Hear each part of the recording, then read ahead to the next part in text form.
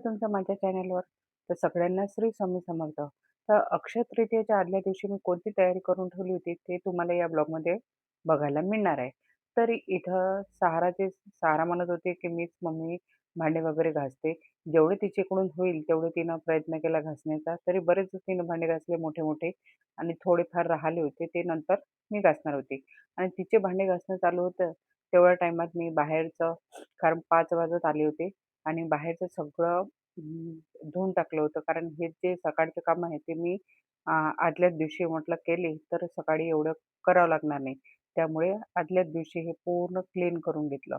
तर सकाळी केलं तर बराच वेळ निघून जातो. त्यामुळे आदल्याच दिवशी तयारी केली तर बरी राहते. तर त्यानंतर तिचं चालू होतं करंज्या आणि मी दुपारीच थोडंसं भिजवून ठेवलं होतं. 7-8च करंज्या 8-10च तरी झाल्या होत्या करंज्या आणि त्याच्यासाठी मी रवा भाजत होती. तिनं अगोदर भाजायला घेतला होता, पण तिचा लवकरच हातही दुखायला लागला त्यामुळे ते राहू दिलं तिनं.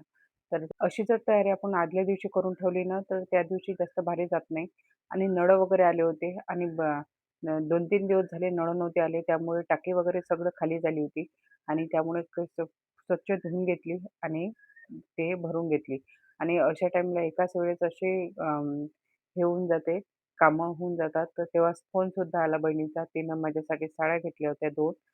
हे झाल्यावर तिच्याशी मी कॉलवर बोलत सुद्धा होते, व्हिडिओ कॉलवर आणि तिनं मला साड्या वगैरे दाखवल्या आणि इथं पाणी वगैरे भरणं चालू होतं आणि त्यानंतर बरेच असे कामं होते आज, की ते मला आजच करून घ्यायचे होते. कारण इथं जसं म्हणजे घरं पुसणं वगैरे सुद्धा तशी तर मी ते पुसतच असते मॉबनं.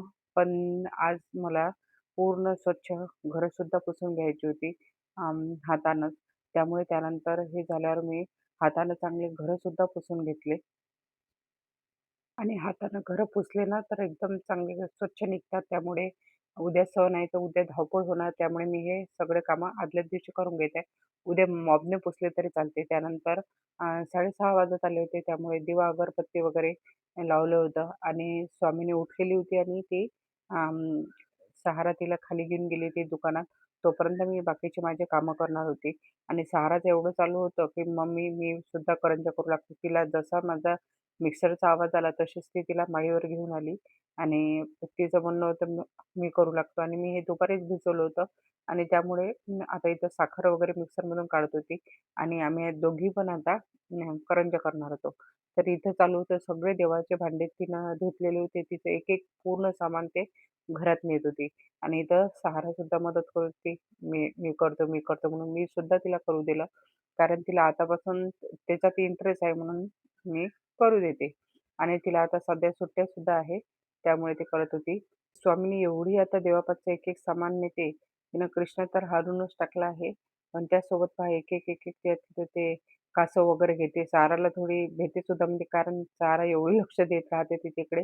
काही तोंडात वगैरे घातलं अशा वेळेस सुद्धा ती एवढी लक्ष देते, आमच्यापेक्षा सुद्धा आणि त्यामुळे ती तिलाच भीते आणि आमच्या इकडे दाखवलं तर काहीच खाल्लं नाही म्हणून आणि असं तर इथं आमच्या करंज्या चालू होते. जास्त नाही 8-10 करंज्याचंच थोडंसंच भिजवलेलं होतं आणि ती सुद्धा करून बघत होती. तिला सांगितलं असं-असं कर आणि तिने सुद्धा केल्या आणि ते थोडंसं लवकरच शिकते ते कोणते करायला सांगितलं होतं. कारण ह्या वयात तर मी तर करत नव्हती. कारण मी आपला अभ्यास कारण त्याच्याच मागे होती आणि मोठी बहीण असल्यामुळे मी एवढी लक्ष देत नव्हती आणि ती करायची सगळे आणि मोठे बहीण असली तर थोडा फरकच पडते आणि इथं सहाराचं करंज्या वगैरे चालू होत्या आणि आमच्या दोघीच्या आणि स्वामीचं मधामधात करणं सुद्धा चालू होतं.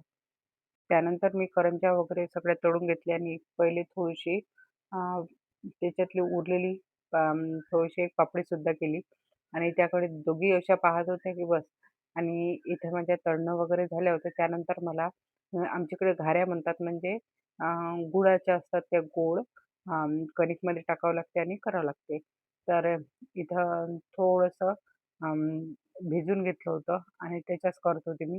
असे आपल्याला चहासोबत सुद्धा त्या चांगल्या लागतात आणि इथं आज बरंच सामानसुद्धा आणलेलं होतं म्हणजे किराणा वगैरे जे पण संपलं होतं ते दुपारी ते सुद्धा मी भरून घेतलं होतं दोघींना आणि त्याचबरोबर जसं उद्याला जे सामान लागतं आपल्याला जसं शेवंतीचे फुलं वगैरे आणले होते, हारसुद्धा आणला होता. मला माहीत नव्हतं हार आणला म्हणून नाहीतर मी फुलं तोडून हारसुद्धा आजच करून ठेवला असता, कारण दुसऱ्या दिवशी मग घरी जात नाही. आणि चिंच वगैरे नव्हती घरात, कारण उद्या पंचामृत करावं लागते. त्यासाठी आज चिंचसुद्धा आणून ठेवली होती. आणि म्हणजे आदल्या दिवशी तयारी असते ना, तर दुसऱ्या दिवशी घरी जात नाही. आणि मी बऱ्याच आज मी कोणताही सण असला तर आदल्या दिवशी मी मसालासुद्धा काढून ठेवते. पण आज माझं काढणं झालं नाही, कारण बरेच कामं आज होते. जसं अर्धा तास तर माझा पाणी भरण्यातच गेला होता. आणि इथं मी मिस्टरांना विचारत आहे, की स्वयंपाक काय करू? म्हणजे विचारत असलं मी सांगतच होते त्यांना, की मी पापड्या वगैरे हा टाईम झाला आहे, तर मी आता खिचडी मांडते आणि बेसन करते. आणि त्यानंतर मी लसूण वगैरे मिसायला घेतला होता.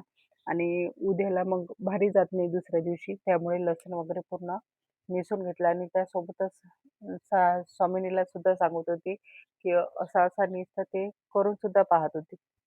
त्यानंतर इथं खिचडी वगैरे माझी झाली होती. तेवढ्याच टाईममध्ये माझं लसूण वगैरे निसणं चालू होतं तिकडे. आणि इथं त्यानंतर मी पापड वगैरे तळले आणि बेसन वगैरे करणं चालू होतं. तर बेसन वगैरे म्हणजे एकाच टाईमला सगळ्याच बाया बाकीचे कामं करतात. तर तेवढ्याच वेळात माझं किचनचा पुरा गट्टा मी आवरून घेतला होता. आणि एकीकडे म्हणजे सगळ्याच बाया अं, इकडे काही चालू असताना दुसरे कामं, मल्टी टॅलेंटेड म्हणतात ना बायाला, तसंच सगळ्या दोन्ही काम चालू होते. आणि इकडे बेसन केलं होतं. आणि बरेच दिवसानंतर आमच्या इथं खिचडी जास्त कोणी खात नाही, कारण उरतेच ती. तर पोळ्या वगैरे असल्या तर तिचे पप्पा ते पोळ्या वगैरे जेवतात.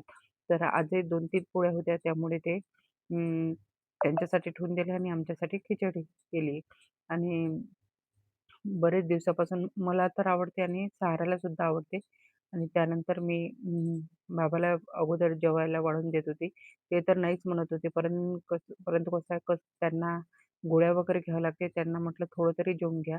त्यानंतर त्यांना वाढून वगैरे दिलं. एवढंच मी किचनचं आवरून घेतलं होतं. म्हणजे भांडे वगैरे झाले होते. आणि जेवणानंतरचे होते की नाही होत म्हणून अगोदरच मी तेवढं आवरून घेतलं होतं. आणि त्यानंतर आमचं इथं जेवण चालू होतं. आणि स्वामिनीचं तिला पापड खूप आवडले होते हे. विकतचेच होते. आणि त्यामुळे तिचं सुद्धा चालू होतं मधा-मधात. तर 2-3 दिवस अगोदर तिला बरं नव्हतं, त्यामुळे ती खात सुद्धा नव्हती.